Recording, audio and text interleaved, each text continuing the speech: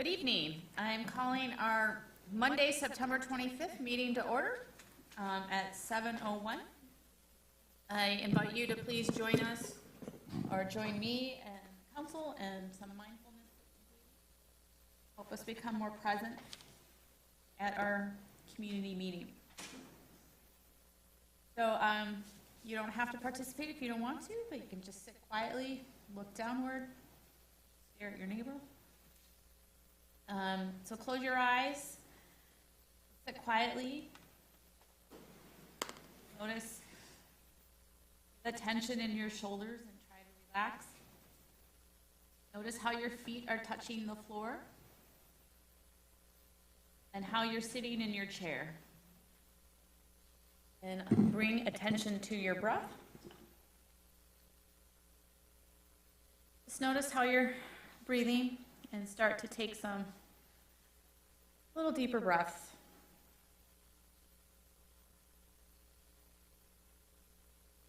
In through your nose and out through your mouth. And we'll take a couple, three inhales.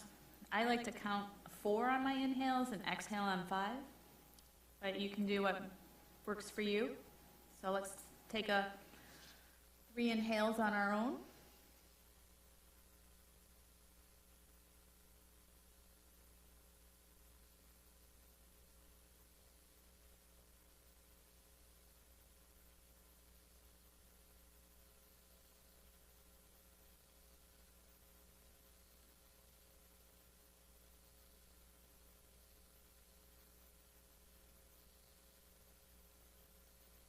A lot of studies about mindfulness breathing, starting meetings, whether in the workplace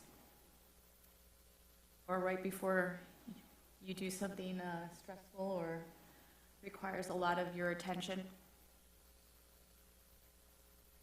I like to do this as a big group and started this 1.5 years ago when I got trained on it by a British parliamentarian. During Brexit, they started doing mindfulness training with all the British parliamentarians to get through difficult conversations that Brexit introduced to them.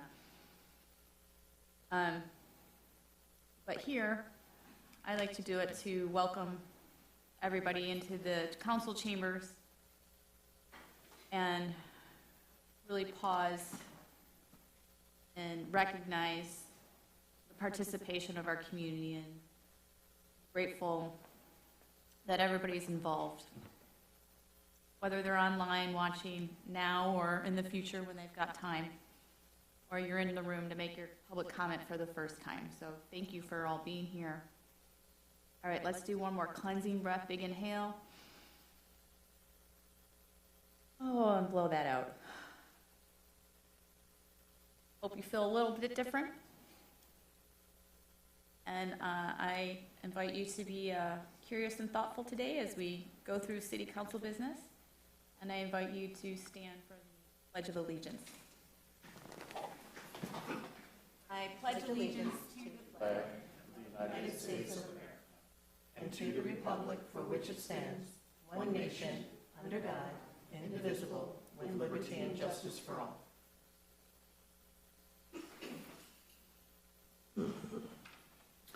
All right, can we have roll call, please?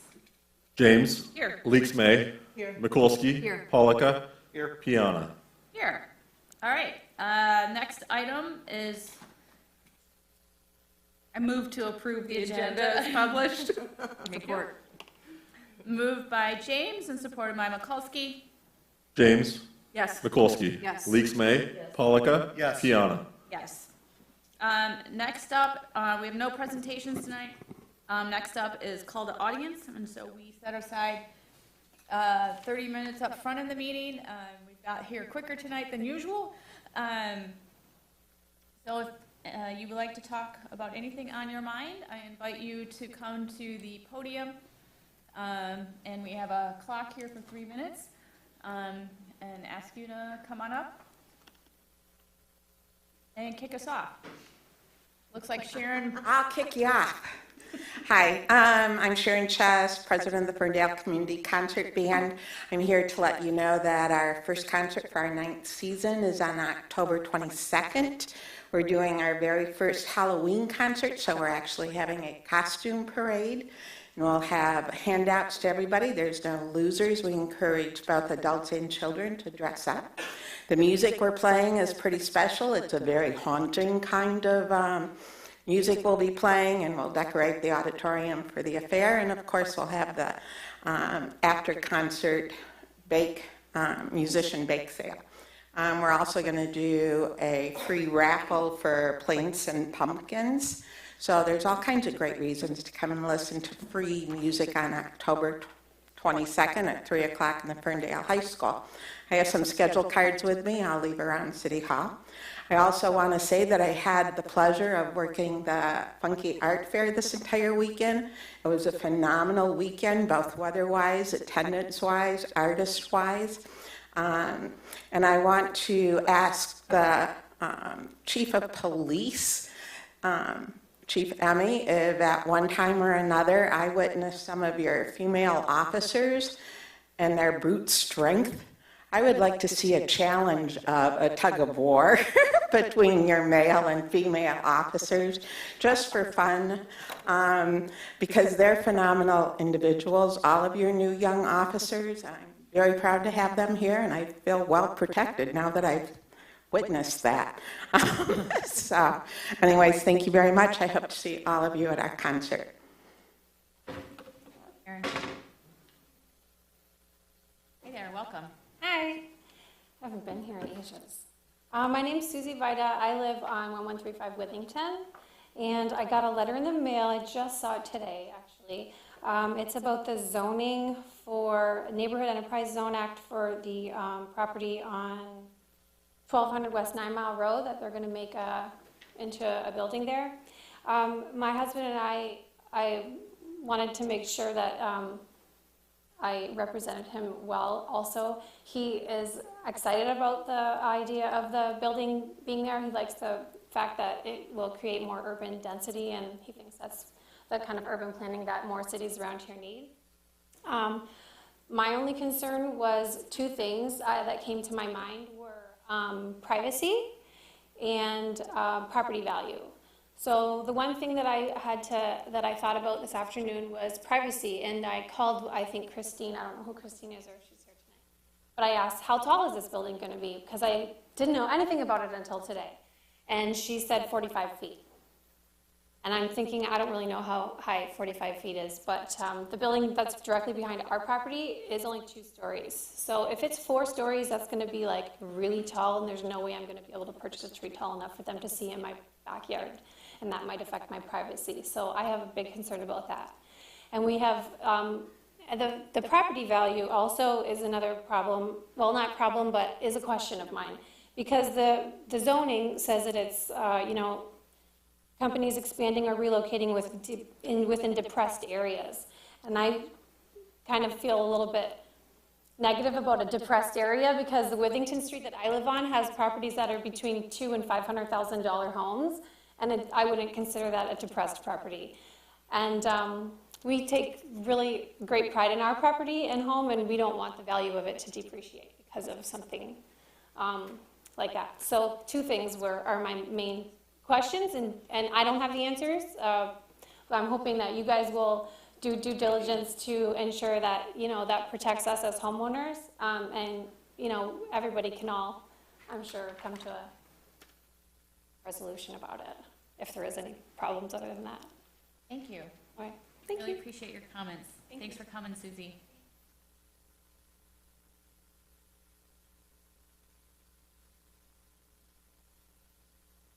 Hi, I just wanted to ask a question. Was the item about the 1200 West 9 Mile zoning going to be addressed at item 6A? Yes, that's next, and there's a public hearing, and I will open it back up for public comment. But Thank you. Can wait for then, or give your 3 minutes now? Okay.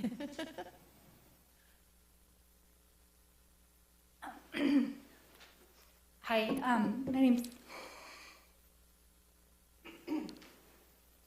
I'm sorry, this is really emotional for me. My name's Amy Fisher. My daughter Emily. We live in 1876 Shevlin. And I come to you begging you for help. All right, so we live on 1876 Shevlin Street. We love the neighborhood we live in. We love the community. There's only one issue that is affecting all three houses that are on the corner, and it's our basements keep flooding. So it's been raw sewage backup that happens into all three of our basements. It's one person on Edgeworth and then two of us on Shevlin. And this has happened, I think it was 2 consecutive summers in a row, and then it just recently happened back in August. So yeah, for my 25th birthday, my basement flooded with raw sewage.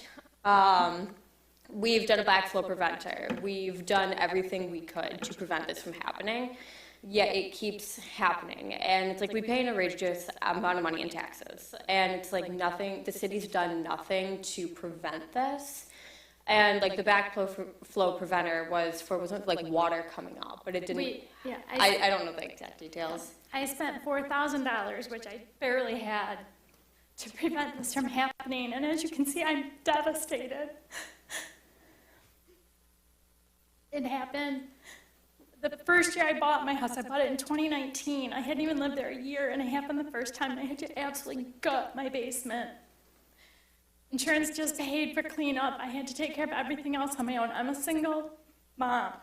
Granted, I have this exceptional 25-year-old living with me, but it happened. Then the following summer, I put in the backflow preventer, and now it happened again August 28th. And as Emily had stated, there were actually 3 other houses we keep getting affected by it. And I don't know what else to do. I'm begging the city for help. I can't live like this. It's been a struggle for me to even get back to feeling normal again. There's nothing like living in a home where you don't know what's going to happen next. You have no control over it other than what you've already done. We need help.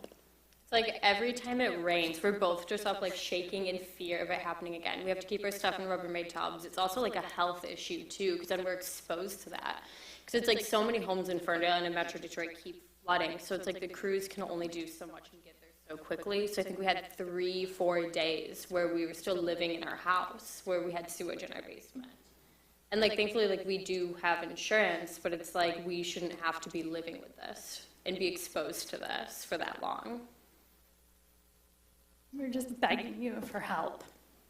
I'm going to hand you over to our city manager, who will follow up with you directly. Right behind you is our DPW director, and he'll take your name and contact information, and we'll make sure the city investigates. I don't know how the city's been involved thus far in terms of... They have been made aware of it by myself, the neighbors. I mean, when I stated who I was and where I live. Yeah, we'll have them follow up with you, and I'm so sorry you're experiencing this and having this frustration and financial impact.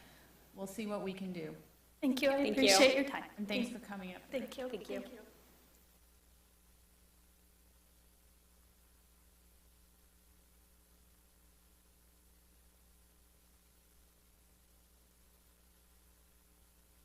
Is there anybody else here for public comment?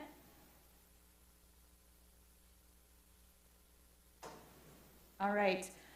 We are now going to move on to our public hearing for the consideration to establish a neighborhood enterprise zone at 1200 West 9 Mile Road. As always, we have 4 steps to our public hearings. We have the first step is the presentation by our city staff and the applicant, if they so choose to be part of the presentation. Step 2, I open up for public comment so that city council can hear our residents' concerns or questions. And then step 3 is council doing fact-finding, asking questions of staff and the applicant, making sure we follow up on what we heard from public comment. And step 4 is we move into motion and debate. Are you good? Mm-hmm. Are you ready? Yes. Take it away, Roger. There will be no decision today, but I'll walk you through that. So, Yes, sorry, thank you.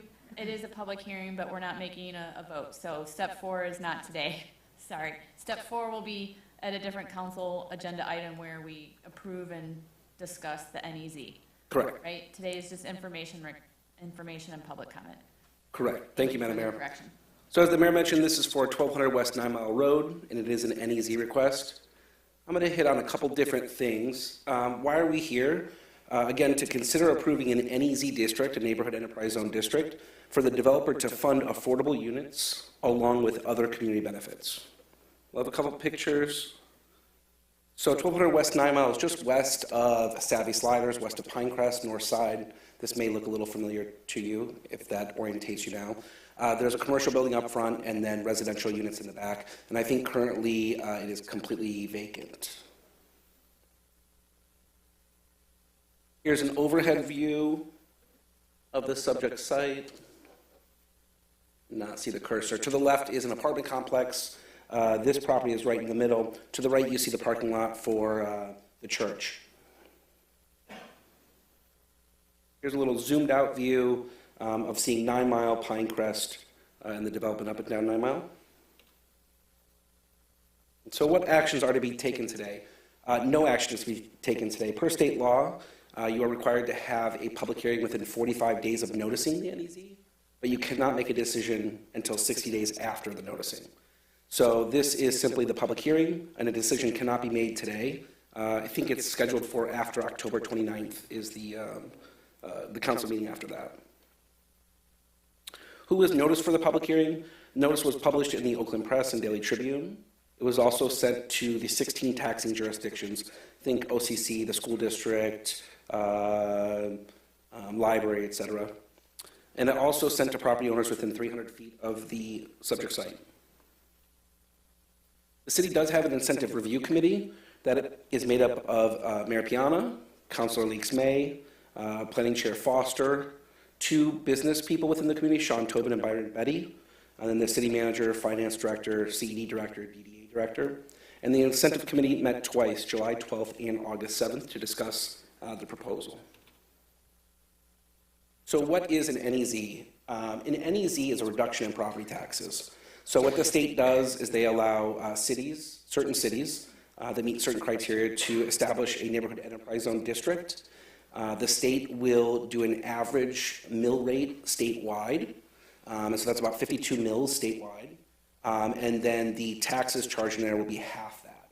So you're talking 26 mills, where I think Ferndale non-homestead is about 7 mills. That results in a direct benefit to the developer of reduced taxes. What we do is we work with the assessor to value what we think that will save the developer. What is the assessed value of this once it's built? And then what would that tax reduction be? We estimate that the cost savings to the developer will be $1.28 million. The next thing we do is compute what is the cost of the affordable units. So simply put, if a market rate unit is $2,000 and a affordable unit is $1,400, the developer is missing out on $600 a month. 600 times 12 months times 15 years gets to a per unit loss in value. So for 25%, which is our housing policy, the loss to the developer would be $873,000, leaving $275,000 to address.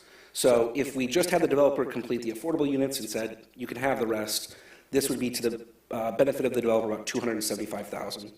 For a recent one you reviewed, if you recall, the incentive committee really wanted that shrunk down, and so the developer there was benefiting about $100,000. Not really much that the developer is benefiting cash-wise on the savings. So to close that gap of $275,000, we work with the developer to see what kind of community benefits could be attained.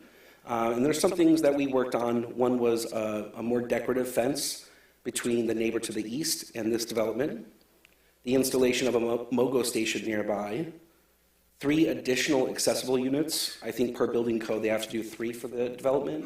This will have them doing 3 more. Repaving the parking spaces along 9 Mile. So there's some parallel parking right in front of the development. We're working on a grant to local food banks. We're working on a grant for the affordable residents. That was one of the concerns, is when this time's out, do they have a soft landing? So we're working on that. We're working on a grant to Geary Park, and we're working on a grant for art mural installation or sculpture installation near the development, along with increased landscaping along 9 Mile Road. These prices or estimated costs are in the staff report. So you'll see this closes at about $180,000, if memory serves me, leaving the developer a similar number to their benefit as another development you recently looked at for an NEZ, about $100,000, I think $98,000. There are non-financial considerations to this, mostly related to the people that are in the affordable units.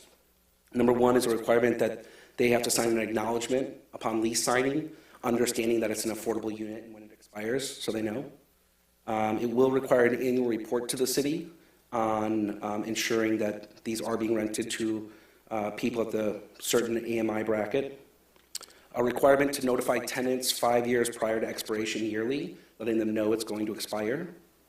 A requirement to meet with the CED director 3 years before expiration, every year before that. And then an acknowledgement from the developer that the NEZ can be revoked if they're not adhering to the agreement. So we'll go over some numbers. On your left column, you'll see the city portion. The city makes up roughly 40% of taxes, give or take. And on the right side, you'll see all taxing jurisdictions. So currently, the development is paying for all taxing jurisdictions, and this is over 15 years, if it stays the same, $385,000. That's what it would currently pay in tax over 15 years. If we did not approve the NEZ and the development were to move forward, which I don't think it will without the NEZ, but if it were to, the total taxes there would be $2.583 million. But we are still collecting $1.3 million. Because the assessed value of this development is so much higher than what's there now, even with the reduced tax rate, we'll still be collecting $1.3 million more for all taxing jurisdictions, or just over $500,000 for the city. And then the amount, we'll call it foregoing, all taxing jurisdictions is $1.28 million. That's the value of the NEZ that I showed you in the beginning. The city's portion is $512,000. Effectively, for foregoing $1.28 million in taxes, we are getting affordable housing and community benefits about $1.18 million. So how many units are affordable? I think I said 14, but the total number of units is 56. Per our housing policy, if we give an incentive, 25% of the units shall be affordable, 10% at 80% AMI, 10% at 60% AMI, and 5% at 50% AMI. So that means 6 units will be at 80% area median income, 6 will be at 60% area median income, and that is a typo, 2 is not 12, 2 will be at 50% AMI. Go through some site plan pictures and then talk about area median income. Hopefully, table is there. But this is an overview of the site plan. You can see parking in the rear, and you can see the development in the dark shaded gray. Couple elevations for reference. That'll be the north elevation, south elevation. Did not make my tape. Well, maybe it did. It did not. So what is 80% AMI? I'm going to go off of memory because I don't think I brought it forward. 80% AMI for a one-person household is about $24.11 an hour, which is about $50,000. That's 80%. That tells you that 100%, a single person making 100% AMI is about 50, maybe 60,000. I have to do the math. But about $60,000 is a person making what the average of everybody makes in the area. Just for thought, a starting police officer or firefighter is about $55,000. So this would provide at the 80% level, someone who we'd hire as an entry-level police officer or firefighter, a unit. Down at 50%, I think the number is, I'm going to go off memory, it's right about $15 an hour. That's at 50% AMI. So these aren't deeply affordable. These aren't 10% AMI or 20% AMI. These are people that are in our community, work at restaurants, maybe work at the school district as a teacher, people like that. With that said, the developer is here to answer any questions. Again, there's no decision to be made today. So if you have any questions for me, I'm happy to try to answer them or give you, find out that information for the next date of the consideration, which will be after October 29th. So the first meeting in November, I believe.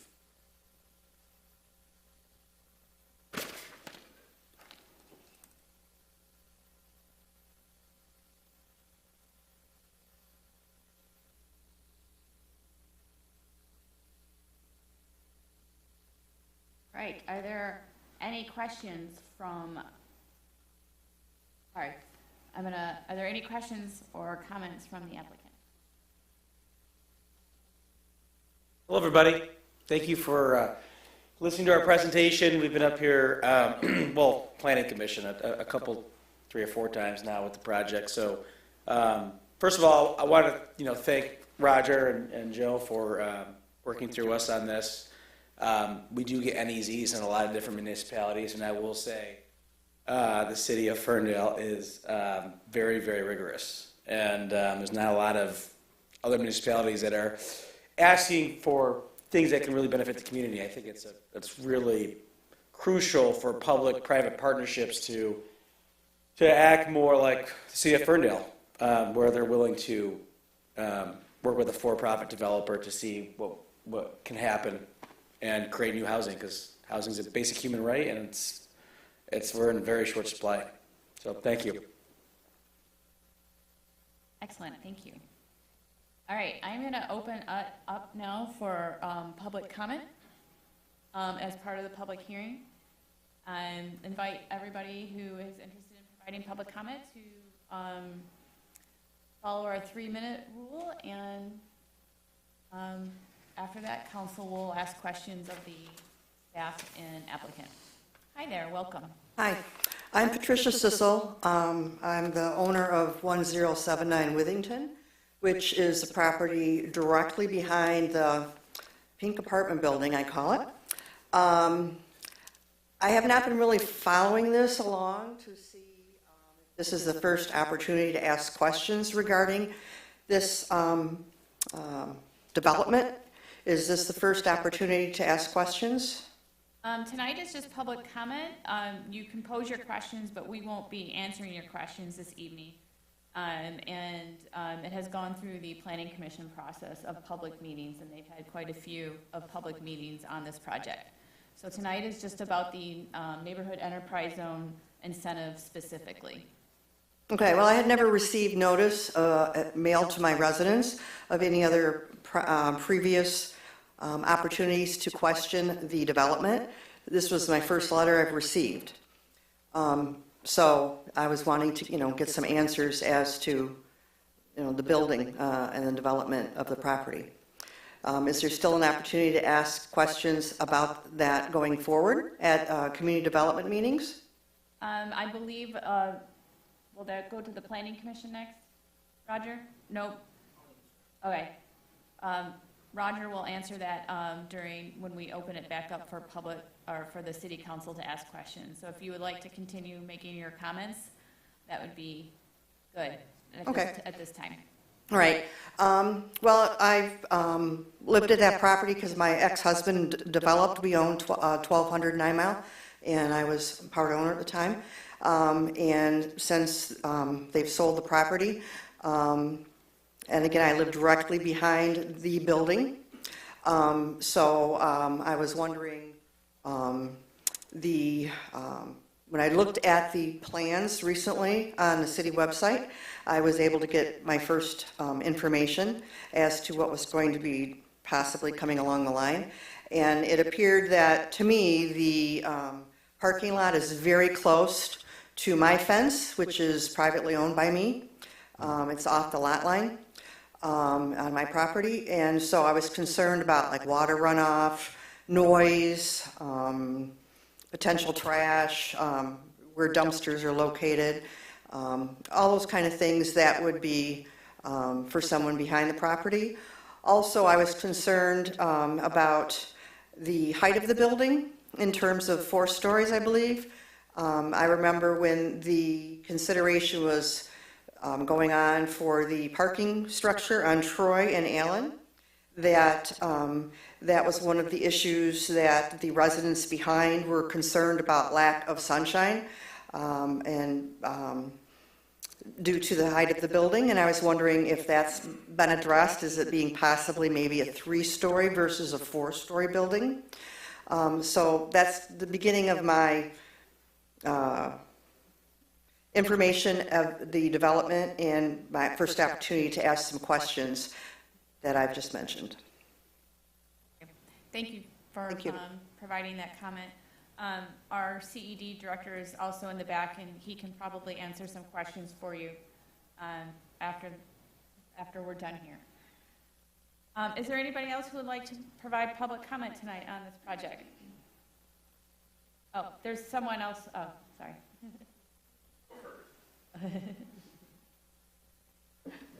Okay. So, in just briefly seeing the picture that I saw up there, and this being directly behind houses, the Fern House, the way that was built, and abutting up to the properties with the alley there and parking behind that, and the apartments look onto that, and then the housing, the senior housing there on Withington looks directly behind it. The Fern House has terrible architecture, as we all know and agree about. And just seeing this picture, so people do still have their privacy, because I know my husband and I consider that, a plus where we live on Earl. Can the architecture be switched so there are absolutely no windows that face those private properties, and then the parking be dispersed on either side of it instead of behind it? And as you well know, we have been fighting rats terribly, and to have more dumpsters come and taking on the trash of 36 new households would probably add to the problem that we've been combating for about 5 or 6 years now. And then again, lighting, because you're going to have residents living there, you're going to have ample lighting to make sure that they live in a safe environment, but that lighting emanates over into the backyards of those residents there on Withington. So please keep all of those things in mind. Thank you, Sharon. Sir, come on up.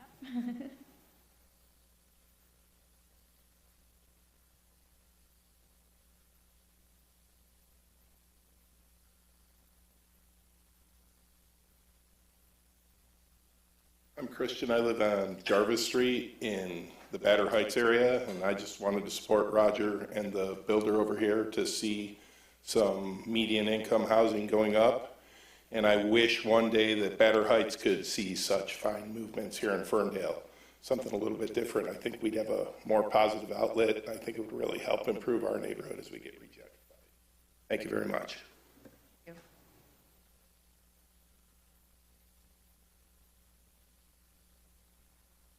Anybody else who'd like to make public comment tonight? All right, I'm going to close public comment at 7:30 and return it back to Roger and the applicant. Just to remind folks, tonight is not, we are talking about the neighborhood enterprise zone incentives specifically with this public hearing. So our questions will be orientated to that topic by council tonight. So I'm going to open it up to council for any further questions of Roger or the applicant tonight. Through the chair.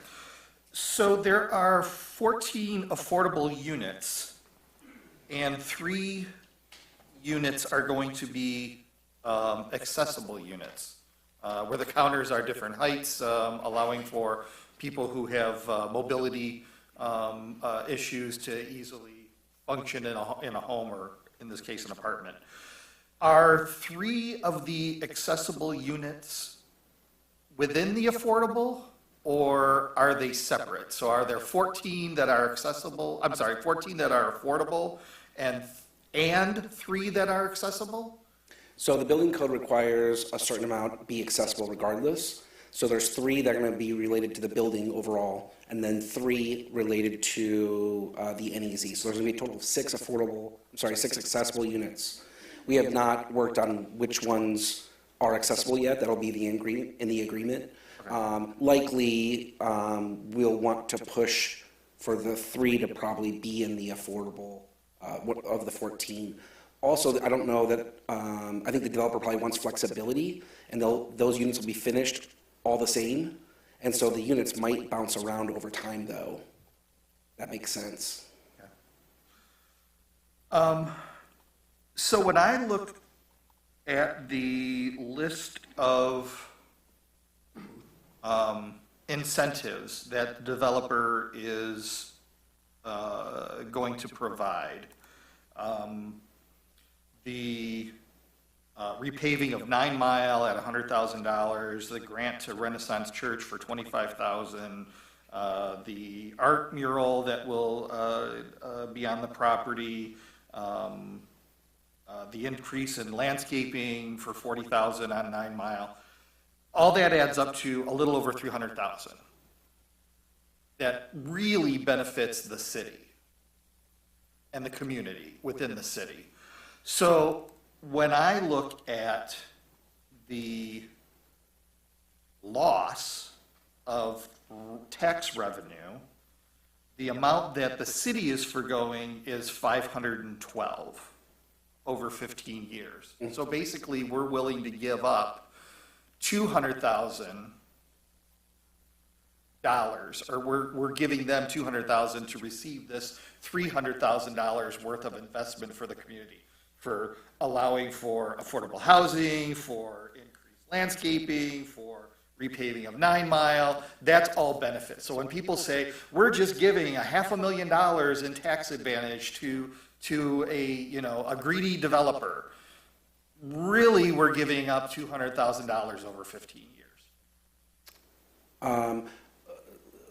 That's one way to look at it. Generally speaking, I would say the NEZ is valued in total $1.28 million, with the benefits, and some people might want to disagree with some of them, of 1.18, which is probably 90% that we're getting back. So on the 500,000, you'd really say they're doing about 450,000 if you're proportionally sharing that, if that makes sense. Okay, but I'm looking solely at the city aspect, not at the state, because let's be honest, the state isn't benefiting from landscaping on 9 Mile or the mural on the side of the building. It's really people coming to Ferndale. Mm-hmm. Yes. So I'm just trying to make a point. That's all I have. Point made. Thank you, Councilman Paul. Sure.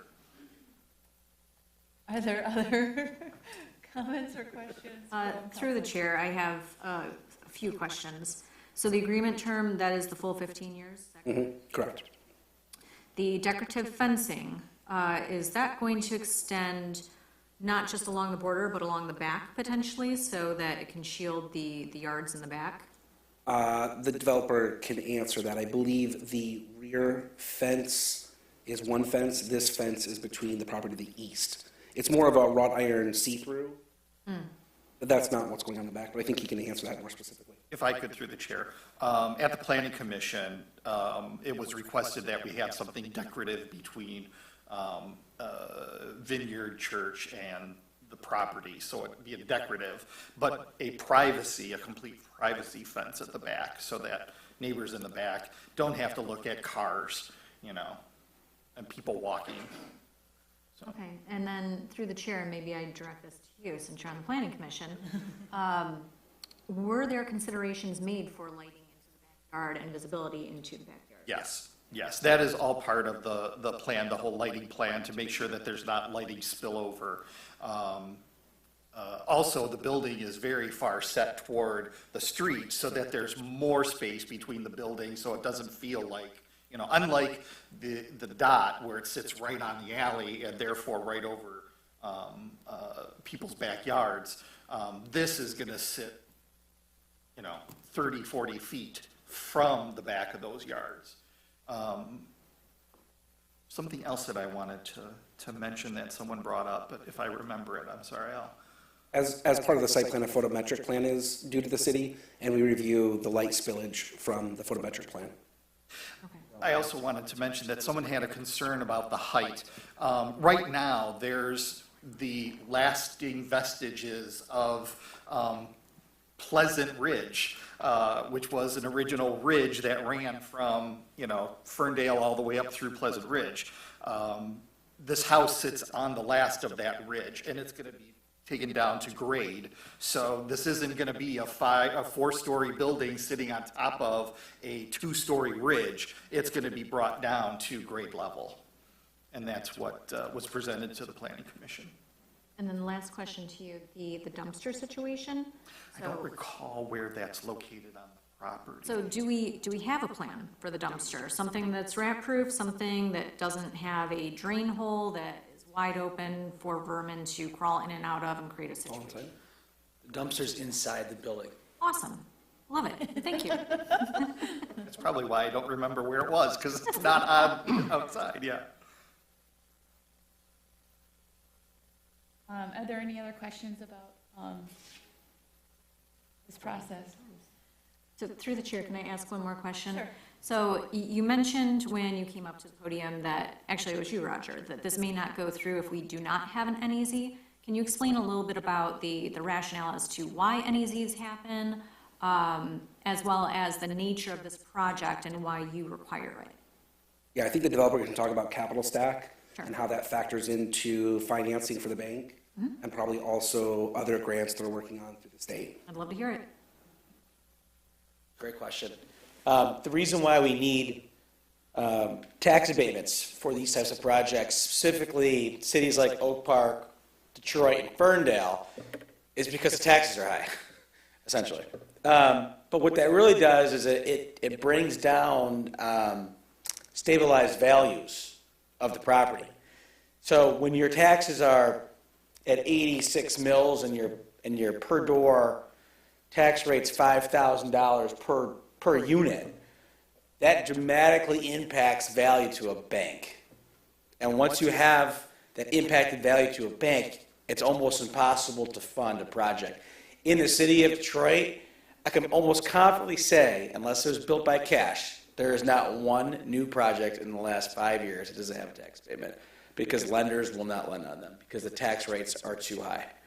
There's a lot of guys getting in trouble down there because they're all burning off and they need to figure out what they want to do. Mayor wants to extend them from perpetuity, you know. So it's really a value. We have to layer the other incentives on, which is Mission Missing Middle and MEDC CRP, because construction costs went up 40% in the last 3 years. Rent, maybe 15. So when I'm talking with people from cities, I start out first like, yes, it looks like we're getting 3 incentives. But really, these projects can't move forward without public-private partnerships. And they really need to understand that if you look at a spreadsheet and you have value to an asset based on cash flow, they have to use a market rate to value that building. And if a new building doesn't have enough of it, the bank won't give you any money. And investors who we partner with won't either. So it's just one of the tools we can use to get the building off the ground and stabilize. Not to mention, obviously, affordable housing is a huge issue in the Woodward corridor. So allowing us to do that is another bonus. Great, thanks. Thank you for that clear explanation. Through the chair. I know that that particular area, that house has some sort of historical aspect to the city of Ferndale. I'm trying to remember the name of what it was called. But anyway, I was just wondering that should this go through? Pinecrest House? No, it was No, stables. something else. It was, there were stables there. I heard Huff Estate. Huff Estate, yes. Yes.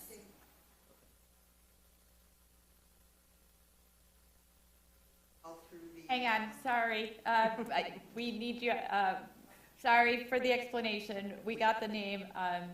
Sorry, we can't have comment from the seats. But I appreciate the name. So. Okay. And I was just wondering, are you open to the Ferndale Historical Museum coming in and getting photos and things like that, should this go through? Because I would share that information with them. Yes, I've been in contact, I think, with Pam over there, if that's her name. I had to look it up, but Jan, yes, thank you. We have a plaque designed, and They've been to the house once or twice, and then before we demolish the house, they're gonna come back in there and pull out anything of value. Yeah. Yeah. I'm on that commission. I'm doing my due diligence. Aware. I believe she reached out, when we started the purchasing process. Through the chair, Jan reached out to me when they first started the conversation, so I brought it up at the commission and made sure that they had contact with one another. And I actually thought that, because when from a distance, you think that brick or stone wall is something significant, it's just broken up concrete. I thought, oh, those are, it's a really nice wall. Well, it's nicely built, but it's not of any significance or value. If I may, the incentive committee has met, I don't know, I feel like 4 or 5 times on the NEZ. Felt like a lot. Councilwoman Leaks May and I have been through this process, which is why I don't have a lot of questions tonight, because a lot of my questions have been answered on the incentive committee. And I had some chili peppers on some of the community benefits, but those have been worked out. And I just wanted to say I appreciate you working with the city on making sure community benefits are recognized and baked into this project. I'm, supportive of the NEZ. I was one of the people who was like, why do you need an NEZ if you're getting these other incentives? Was reluctant to give out an NEZ if the financial stack could work and pencil out. But it cannot. And the city does not control property taxes or the property tax rate or how we're structured in property taxes. The state legislature does. So we're at the mercy of them, working through trying to provide more housing for people in our community. On a side note, I recommend that the future council revisit our incentive policy, housing incentive policy, as part of first priority of the new year. Just because of the housing state law changes and incentive programs that have unveiled themselves in the past 8 months with the new legislature and more to come. And I think our incentive policy needs to be updated to reflect new options and guidelines as the housing, ecosystem is changing for the good. But cities need to make sure we're staying on top of it, and it's putting pressure on our incentive policies going forward. Through the chair, as you know, we're right now going through the rezoning, the rewrite of our zoning ordinances. And I'm wondering if there's an opportunity for us to visit some of our incentives, putting some of our base incentives into our zoning, so we make it a requirement as opposed to a extra. Interesting idea. I'll let the staff follow up with that afterwards, but duly noted on the nexus connection, understanding between zoning changes and policy along with it, incentive policy. Through the chair, I have a handful of questions too. Sure. One is to just sort of clarify the procedure of how we got to tonight. It's my understanding that before something comes to council for NEZ consideration, there are a certain number of approvals that are obtained through the Planning Commission. And can you just talk a little bit about this piece of property and what approvals have gone through the Planning Commission to date so that we have a solid understanding procedurally where we're at? I will need help from Councilor Pollica because this was one of probably the first planning cases when I came on board, and Kyle handled it, so I didn't have much involvement. I think it's zoned. It has no PUD. I think it only required a site plan, a by right development. So it was a simple site plan. I do know neighbors around there did attend the public meetings, and expressed some concerns. I don't know how many, but 1 or 2, I think, if memory serves me. Usually the process is a developer calls us for a pre-application conference, comes in and discusses the merits, then they decide if they want to move forward. Sometimes they will submit a discussion item in front of Planning Commission where no decisions will be made, they just discuss the item and get feedback that way. And then when they're ready, they submit a formal application and goes through the process and gets comments from the city engineer and the fire marshal, and all those comments come together into a staff report. And then generally, Planning Commission makes a decision at that meeting, although they can continue it if they'd like. I don't know if this had a discussion item, I think it may have, and I don't know how many follow-up meetings it was. And then in terms of incentives, we really don't discuss it until it gets through the planning process, because we don't know if it's real or not.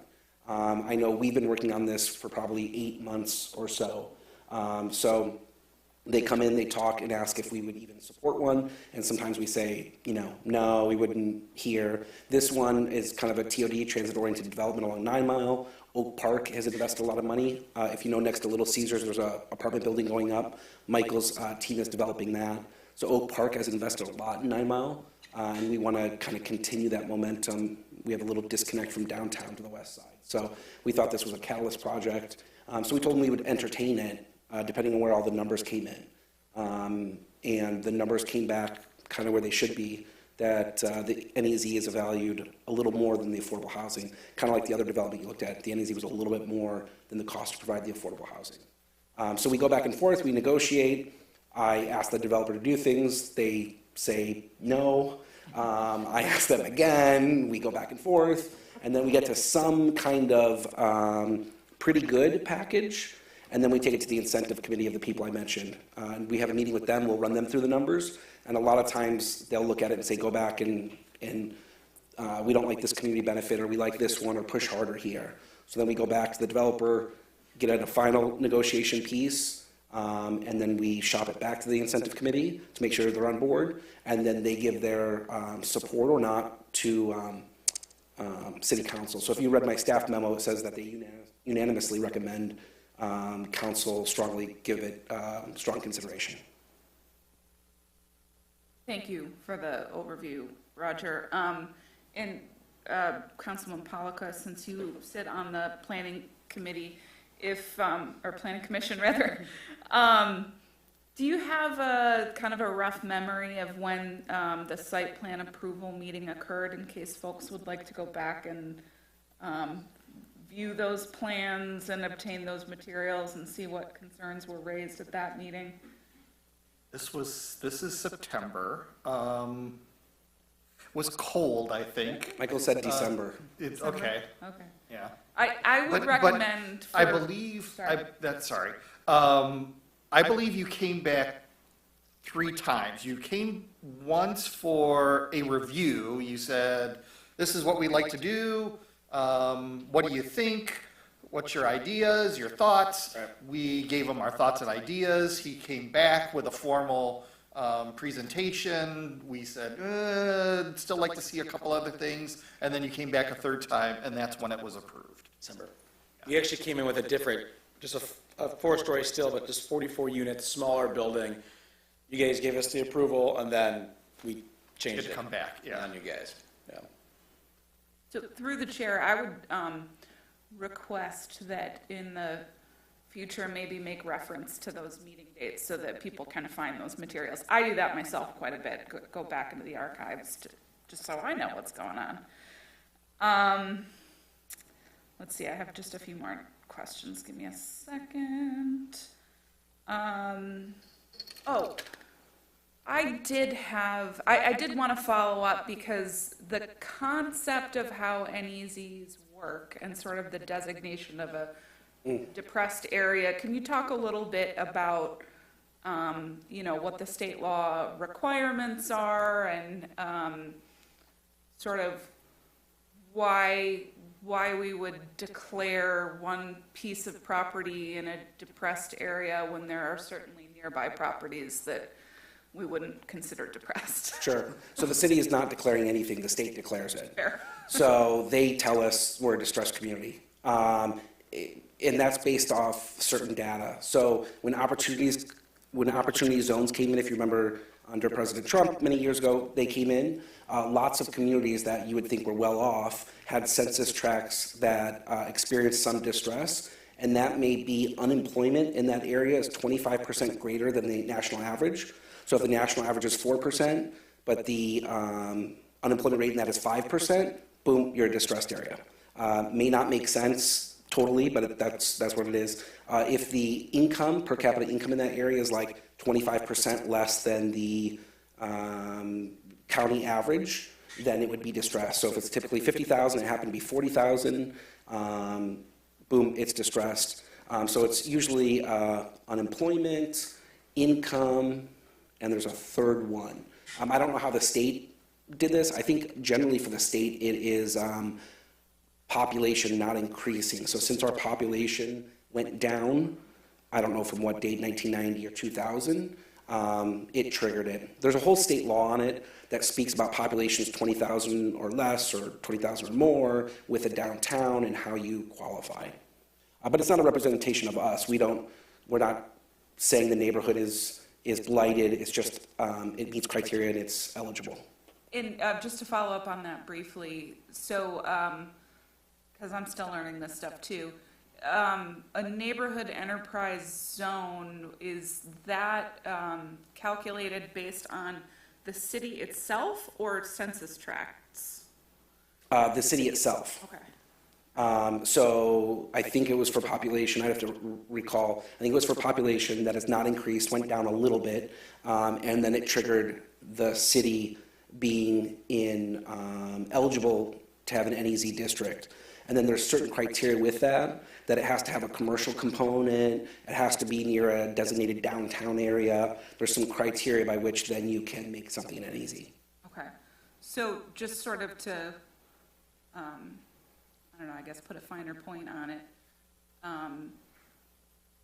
that would explain, I suppose, why an NEZ incentive can be considered sort of anywhere in the city, though, you know, candidly, our lower income census tracts are in a different part of the city. Yeah, out of, I'm going to go off memory now, but 60% of code enforcement is done in distressed census tracts. So the northwest corner of the city, not typical, but the south and southeast is a little bit more. And you can't do an NEZ anywhere. The city qualifies, and then there's some other qualifying conditions. And it has to be near a downtown. It has to have a mixed-use component, which 2 of the units are live-work. So it can't just be anywhere on top of that. Although we could probably justify it in a lot of places. Thank you. I appreciate that. Mm-hmm. Are there any other questions? All right, so I am going to conclude this item. Tonight, there is no step 4, no decision by council on the public hearing, but this item will come back to city council for a vote on the NEZ 60 days after today, correct? 60 days from the notice, which was a couple weeks ago. So it'll be after October 29th, Okay. which I think is November 14th. The first meeting of November will be on that agenda. Yeah, whatever date, it is likely to be there. We still have to get to an agreement with all the exhibits. So if the developer does not work with those on those, then we will push it off indefinitely until those agreements are in place. We will only sign off with an agreement, probably by resolution, that spells out all the responsibilities of both parties. Okay. All right, well, thank you so much for the presentation tonight. Thank you. All right. Have a great night. Thank you. Thank you. Next up is the consent agenda, and I will read its entirety for council's decision. 7A, approval of the September 11th, 2023 meeting minutes. 7B, approval of fencing repairs at the Department of Public Works main yard by Kimberly Fence for $5,106.90. 7C, approval of fencing installation and police evidence storage area at Southwest Yard by Kimberly Fence for $3,451.86. 7D, approval to pre-authorize election worker payroll for the November 2023 general election in an amount not to exceed $18,500. 7E, Consideration of Oakland County Equalization Agreement. 7F, approval to opt into the Oakland County Purchasing Agreement with D'Angelo Brothers, Inc. for as-needed emergency water main repairs. 7G, consideration of support for the Transportation Alternatives Program grant application for the Ferndale Sidewalk Improvement Program. 7H, approval of the listed appointments and reappointments to city boards and commissions. 7I, approval of appointing James Jamieson to the DPW Director position. Congratulations. 7J, approval to support Ferndale Youth Assistance for the 2023-24 school year in the amount of $4,000 charged to the drug forfeiture account number. 7K, approval to remit payment to the Ferndale Public Schools in the amount of $3,005.93 for transportation services rendered during the 2023 summer camp program. 7L, approval of postage costs for the fiscal year 2023-24 city newsletters to be paid to the USPS via Allied Printing for a cost not to exceed $3,500 per edition. 7M, approval of payment to Game Time in the amount of $58,714.57 for playground equipment for Wilson Park, and authorization for the Parks Recreation Director to sign the quoted acceptance. 7N, approval to submit application for the 2023-24 Southeast Michigan Resilience Fund in the amount of $200,000 to be used for stormwater mitigation improvements at Wilson Park. 7O, approval of the Park Mobile Service Agreement for 3 years with annual 1-year renewals for text-to-park mobile payment services in the Park Ferndale parking system, and an authorization to the city manager to sign the related contract. 7P, approval of the contract between the city of Ferndale, Hazel Park, Royal Oak Township, as well as Oakland County to establish an early voting site at the Hazel Park Community Center for all future elections, and to authorize the city clerk to sign the agreement. 7Q, approval of bills and payrolls as submitted by the finance director and subject to review by the council finance committee. What is the pleasure of council? Mayor, I move that we approve the consent Second. Moved by Leaks May and seconded by Bruner James. Leaks May. agenda. Yes. James. Yes. Mikulski. Yes. Polika. Yes. Piana. Yes. All right. Moving on to our regular agenda. We only have one item tonight, and it is consideration of Safe Streets for All grant agreement between the U.S. Department of Transportation, Federal Highway Administration, and the city of Ferndale. And introducing that tonight is Denizia.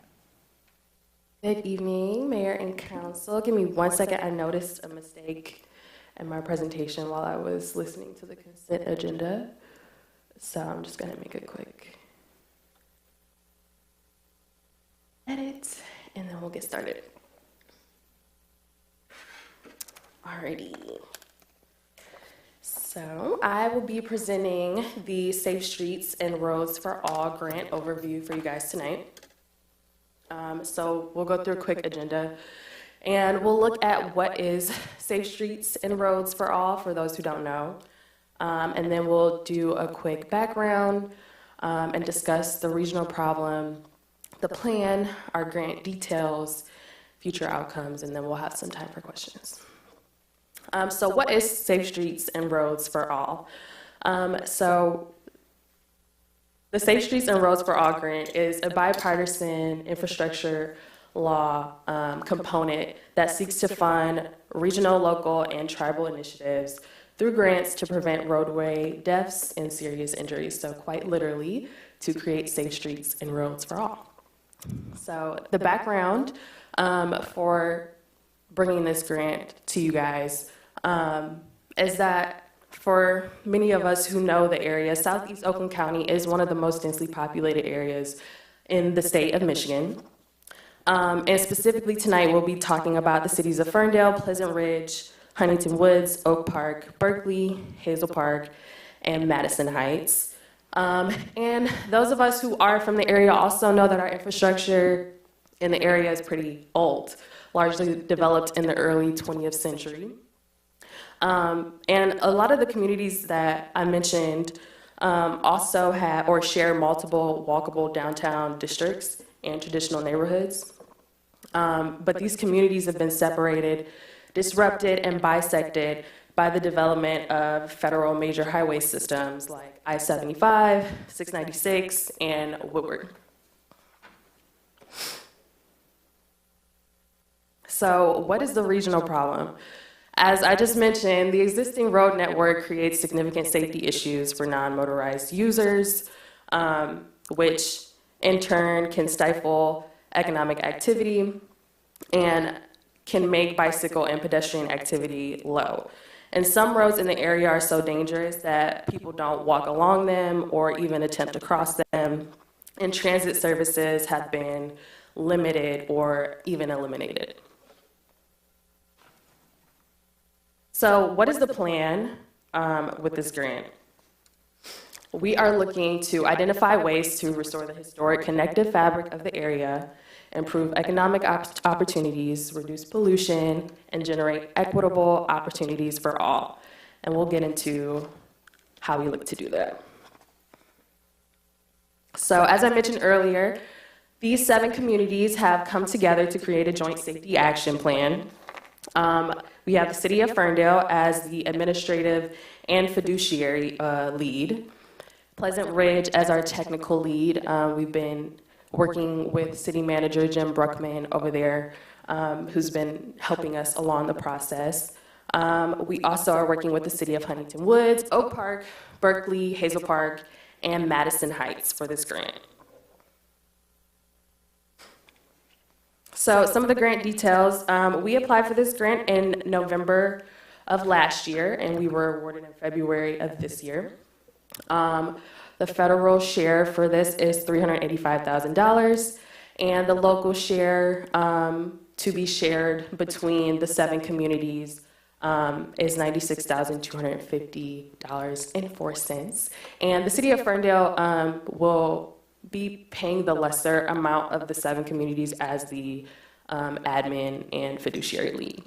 So the total grant amount is $481,250.04. So some of the current grant details, we are currently underway with the RFP process. The proposals are due this Thursday at noon. And after that, the RFP review committee will evaluate the responses and make a recommendation to Ferndale City Council. The RFP review committee is a subset of the 7 communities, so one representative from each community joining the committee to evaluate and make a recommendation.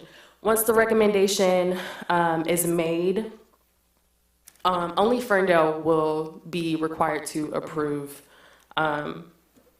the consultant for this project. So what will our consultants do? So they are seeking equitable outcomes for multimodal transportation. So we're looking at racial equity, accessibility, and other equitable outcomes. We are looking to engage a broad range of stakeholders and community members.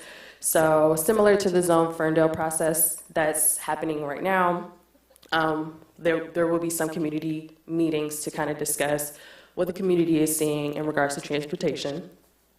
Measure how the existing street network functions for all users. So what's working, what's not working. I'm sure we can all think of something that's not working within our current network.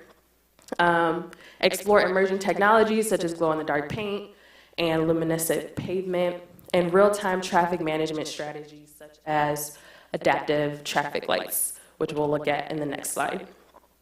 And the consultants will seek to examine the efficacy of already implemented road diets and safety improvements such as Ferndale Moves, for example. So what does some of that emerging transportation technology look like? So we have some pictures here of the glow-in-the-dark paint and the luminescent pavement, which are kind of cool looking, personally, I think. But the adaptive traffic lights are traffic signals that use detection data and special algorithms to adjust signal timing parameters in real time or almost real time for different conditions. So similar to those buttons that you press when you want to cross the street. This will allow for the traffic light itself to kind of monitor what's going on the street and make decisions based on that.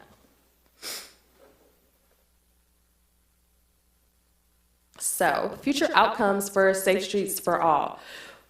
We want for this joint safety action plan to be the first step in garnering implementation funds to put this plan to use, to begin increasing the footprint of multimodal transportation for all of Southeast Oakland County. So when other folks around us see these 7 communities doing this, it's our hope that, maybe they'll join the party. But any questions?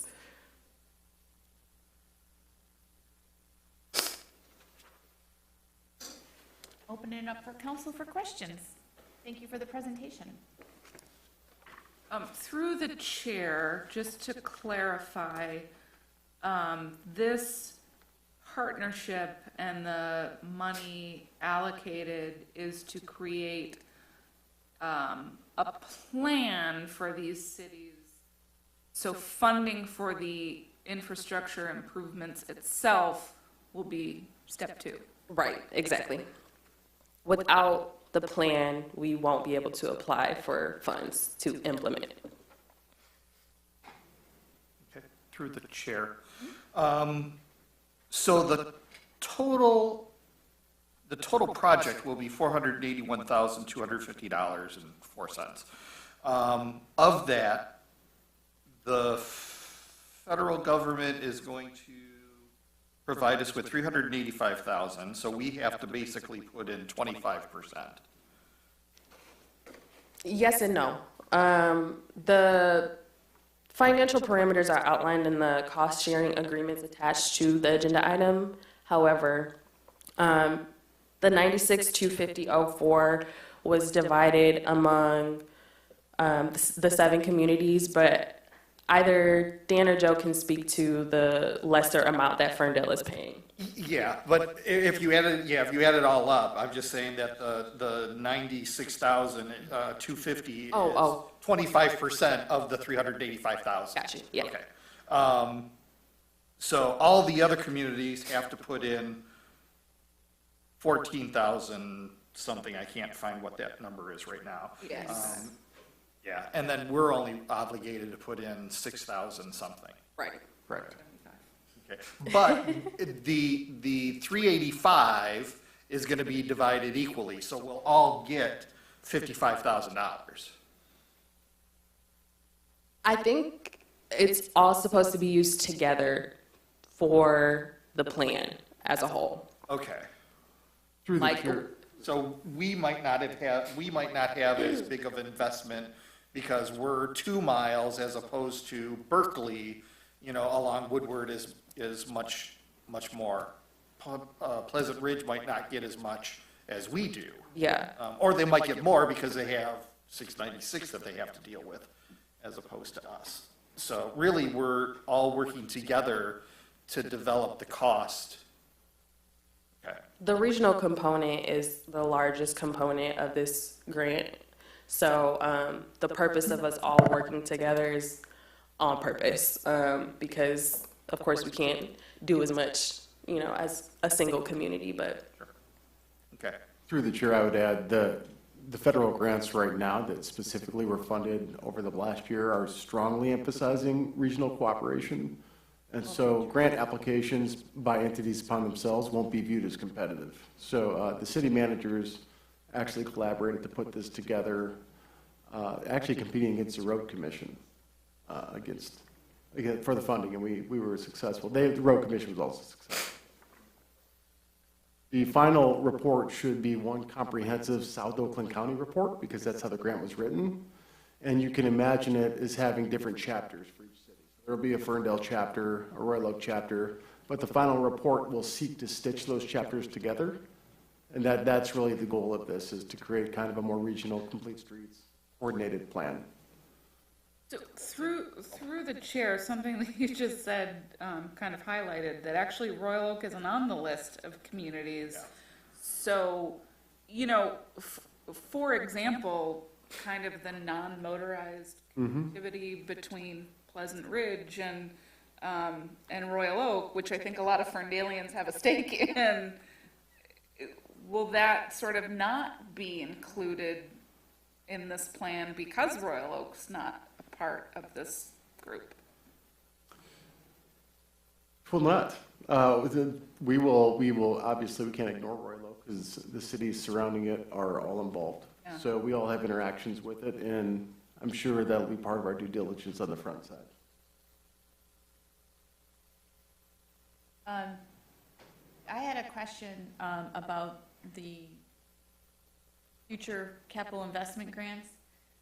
This project, the planning project, is supposed to wrap up late 2025 or early 2025, right? Or is it This plan, we hope to get it wrapped up by the summer, of 2024? this summer of 2024, because the capital funding for That implementation NOFO, grants. yeah, when does that NOFO, Notice of Funding Opportunity, AKA NOFO, when does that get released? We believe it's going to be right about the same time next summer. Okay. And it is competitive. It will be a first come, first served qualifying basis. So once the funding is spent, we're out. So it behooves all of the communities to put together this plan efficiently.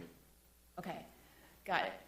And so you guys need to get in your new grant right away, even though it's competitive. Correct. We need to get this plan adopted right away. So the project plan that Denicia presented, I think in the RFP that we've issued, envisions a potential plan adoption by all 7 councils, I think in early summer, May or June. Okay. So once that is adopted, we can file it with the federal government, and then we can begin to source it as our funding applications for the actual implementation money. Okay.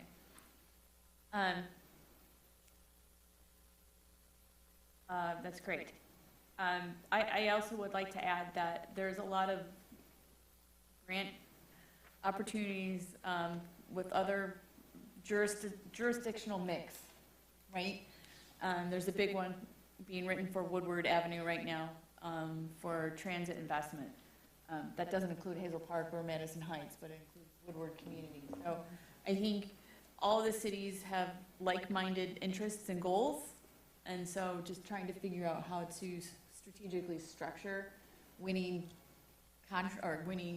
grant applications. And each grant application has different requirements based off of Justice 40, climate, and populations, low income, and that type of thing. And so that can determine the jurisdictional mix as well.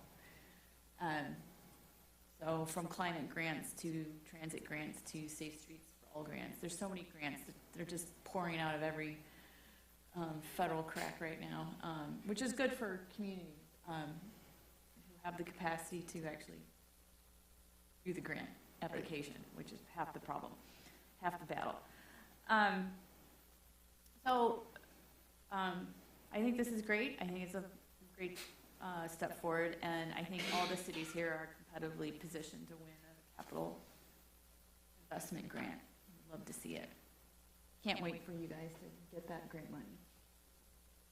So through the chair, I just sort of want to emphasize, I think, what Mayor Piana has suggested in her comments and what Denicia said earlier, that it is so incredibly important to have these plans established, because that's what qualifies you and what gets your grant application, moved forward when it comes time to actually seek the money for making these improvements and updating infrastructure. So these comments might be directed toward future council members, that this particular agreement is sort of fantastic, that the city of Ferndale will lay out such a relatively small amount of money, less than $7,000, to develop this regional plan, which will make it possible for us to get major dollars down the road to improve our streets. It's a great opportunity. I have a final comment, but I will do it after we make a motion. Yeah. Oh, sure, go ahead. So through the chair, So is the intention of this to also kind of build on what we've started establishing with the corridor improvement program along 9 Mile from Hazel Park through Oak Park? I think they complement each other. Okay. And there was some language within the project statement of work that was a little bit confusing to me, because if this is going out for grant money to establish a plan, it sounded like this was actually soliciting feedback during the planning stage, as well as deploying quote-unquote big data services to measure existing street network functions. But my understanding from this discussion tonight is that it's a plan to do all of those, but then we would have to find a source of actually doing the work. Is that correct? Through the chair, yes, you're spot on. So the RFP, we do have an RFP out right now to select a planning firm to do that work. Okay. And it has to be, Ferndale as the fiduciary, we will control the selection of that firm and the approval of that firm. So we'll control the contract and then the grant money going in and out to reimburse them on behalf of all 7 communities. So the 7 communities do have a subcommittee right now that drafted the RFP and will be tasked with scoring the RFP, and we'll have that in our recommendation.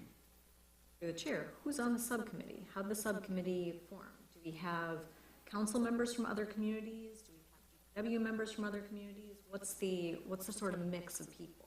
The city managers were responsible for delegating that. So the mix is going to be your DPW and CED infrastructure works. This is a planning grant, so they're going to be selecting the planning firm. So you're looking at those kind of engineering and planning, urban development competencies. And then the public engagement process is a requirement of it. And so that's where we're going to fold in the community side of things. At this point in the game, it's just operations. And last question through the chair. Let's say that we go out for the RFP and all bids come back at a dollar amount higher than the grant is awarding. What do we do then? If all the planning bids come back higher Correct. than, For the strategic plan. we'll have to work with the federal government and probably either make it, it's their determination. They would either adjust it or tell us to go back out. Okay. It'll be a negotiation. Okay, great. Thank you. You usually give the contractor or the vendor interested in proposing a budget amount so that they can propose something within that budget. If they all came back over the amount, then that's where I think you would take it to the federal government. Right? So, great questions. Good questions. All right, we need a motion to proceed. Through the chair, there's actually 2 motions that need to be made. I move to approve the Safe Streets for All grant agreement between the U.S. Department of Transportation, Federal Highway Administration, and the City of Ferndale, and authorize the city manager to execute the agreement as submitted by the assistant to the city manager. Second. By Polka, supported by James. You want to can you do both motions at once? I will, if Mr. everyone's Chris? willing to. Defer to council on that. It seems Right. like there's probably support for that. Okay. And motion 2, approve of the attached sub-agreements between the City of Ferndale and the participating municipalities as listed in the Safe Streets for All grant agreement. Moved by James. I'm sorry, Leaks May. No, I moved. He moved. Oh, my God. Second. By Moved by Polika, Leaks May. supported by Leaks May. Polika, Yes. James, Yes. Leaks May, Yes. Mikulski, Yes. and Piana. Yes. And then my final comment is, as I am parting ways, I've been on the National League of Cities for over 4 years on the Transportation and Infrastructure and Service Committee. And that has brought a lot of attention and highlight at the national level to the city of Ferndale. But they are highlighting the city of Ferndale Safe Streets for All grant with these cities. Because I'm on the TIS committee, and so there is real benefit of being a part of National League of Cities on a committee. Anybody on council can be on a committee of your choosing. We are a member, we pay dues. But I have been the one that has been exercising the most use out of our membership. But in terms of, I just happened to be on the right committee when a buttload of money came out of the federal government for transportation that nobody thought would actually move forward, right? So I would continue leveraging the City of Ferndale's leadership and the Climate Action Plan, our DEI equity pursuits and goals, because our Climate Action Plan matches the Infrastructure Reduction Grant. Our DEI goals match the Justice 40 goals out of the federal government, which is a requirement of alignment from cities who are applying for grants to make sure they're qualifying and meeting Justice 40 goals, which is DEI support by the federal government. And then the Safe Streets for All is also alignment with complete streets policies, non-motorized plans. And I'm just very proud of this council for being leaders over the last few years, making sure we have all of those in place. And Ferndale is an anchor among a lot of these cities who have a lot of the same policies in place too. But we're the only one in South Oakland County who has a climate action plan. And I think that really makes a difference. Outside of Royal Oak, sorry, but they're not in this mix of Safe Streets for All municipal group. So just saying it all matters and how you leverage your relationships to the city. And I will miss working with the National League of Cities in this role. So with that, I'm done. Let's move on. Call the council, department updates. Through the chair, would ask our city clerk to lead off tonight. Lots of stuff on the agendas. Clerks.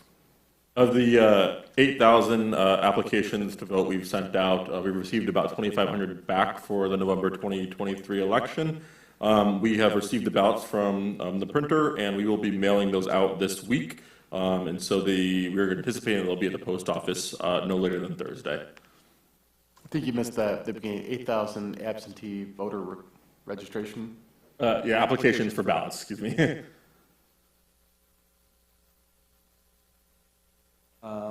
Riley Coleman will give an update on behalf of the Communications Department.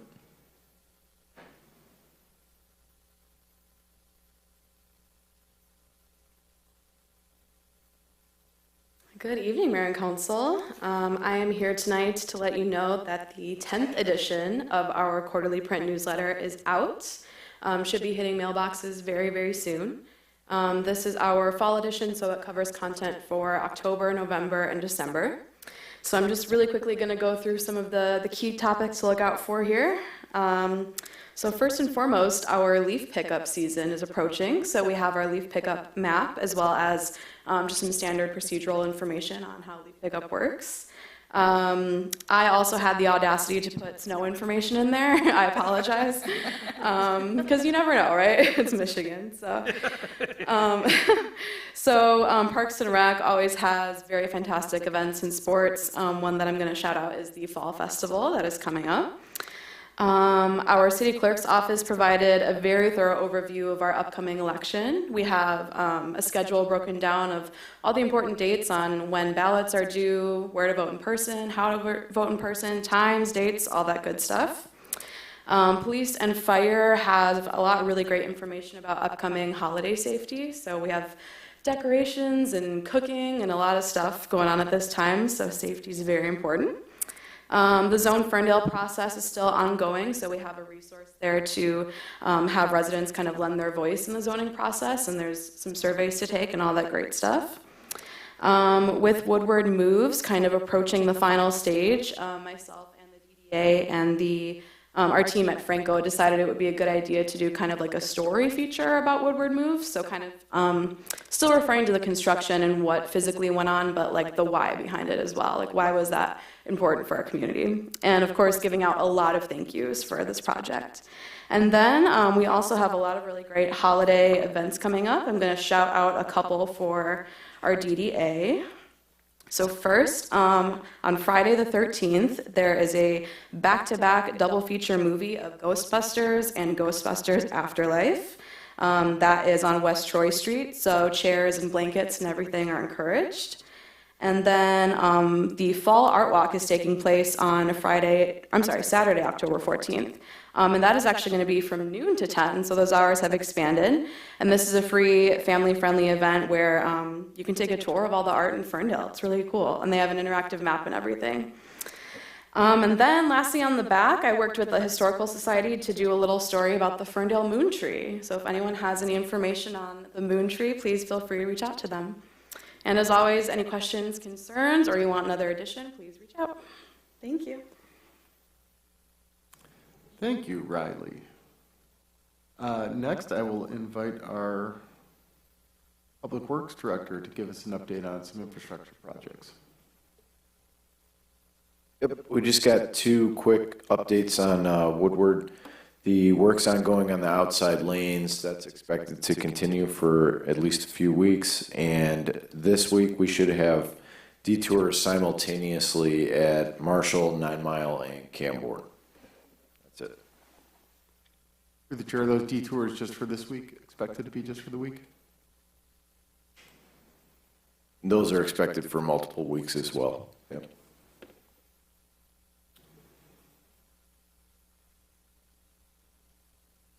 All right. Through the chair, I will offer some updates. I can report the Finance Committee met for the first time on September 14th in their first meeting. Since then, they've laid out their plan for the rest of their meetings through a tentative plan in January. All those meetings will be posted where the previous one was posted on the city meeting page on the city's website, but we'll make sure all those locations are posted. And they will be joining possible other members of the public to tour the fire facility during their open house on October 14th, which I'm really excited about. And our annual capital improvement plan update is also underway. That was kicked off earlier this month. As always, that process seeks to, we seek to update our capital plans, major capital plans, every fall is to kick off our budget process, and we expect that process to wrap up in November with a presentation to the Planning Commission and Council.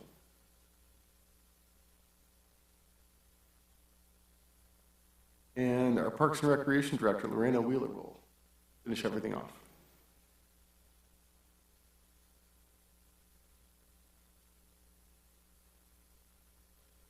Good evening. Just one announcement. I'm just going to bring this home. Fall Festival is October 7th, 2 Saturdays from now, from 11 a.m. to 3 p.m., our biggest event of the year. So we are still looking for volunteers.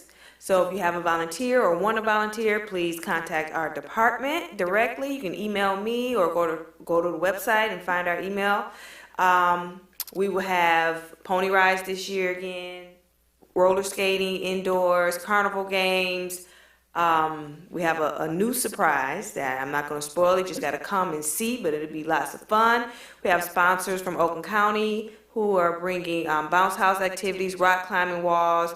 Our premier sponsor is the Garlic Artichoke Foundation, and several other sponsors as well. So please come out. Again, if you want to sponsor, it's not too late. And I'm looking forward to seeing everybody on October 7th. Thank you. Thank you, Lorena. Mayor, that's all? Excellent, thank you. We'll move on to city council updates, and I'll start over with Councilwoman Mikulski. Only one update tonight, and that was just to remind residents that October 4th is our next Parks and Rec Commission meeting. There have been a number of residents that were asking about attending the Parks and Recs Commission meeting and talking about some of the issues within our parks, such as the bathrooms. So if you'd like to come out and discuss some of that, this is your opportunity. October 4th, 6:30 at Incubizo. I'm never going to pronounce it. All right, we'll go on to Councilwoman James. Let's see. I guess I will also plug the Ferndale Environmental Sustainability Commission. I wanted to let folks know that because Claire Dion, our zero waste director, manager, whatever that coordinator, thank you, because she departed to get a great educational opportunity. We have rescheduled our future meetings for the rest of the year. They're going to be on the second Tuesday of the month instead of the first Monday of the month. So we also get residents popping into those meetings from time to time, so make sure that you adjust your calendars accordingly if you are interested. Excellent. Moving on to Lakes Bay. All right. Well, first, I wanted to say that it was a great DIY festival. A lot of community members, not community members, who come to visit, showed up. It was just a wonderful event, and I'm glad that such a vibrant festival that comes to our city. Second, I want to express my condolences to the Hagel family. I don't know if you know the Hagel family, but Don Hagel passed away recently. He is the owner of J&D Auto.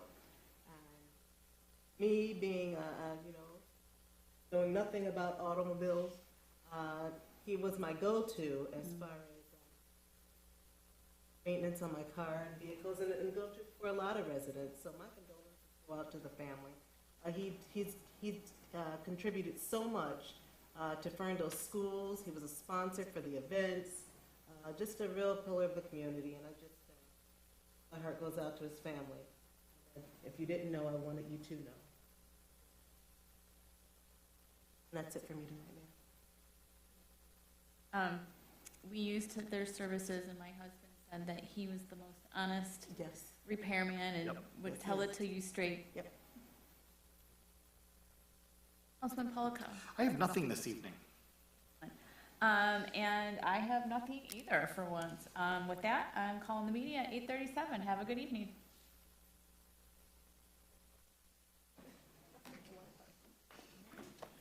Yeah, I have enough time to get home and watch Rachel Maddow.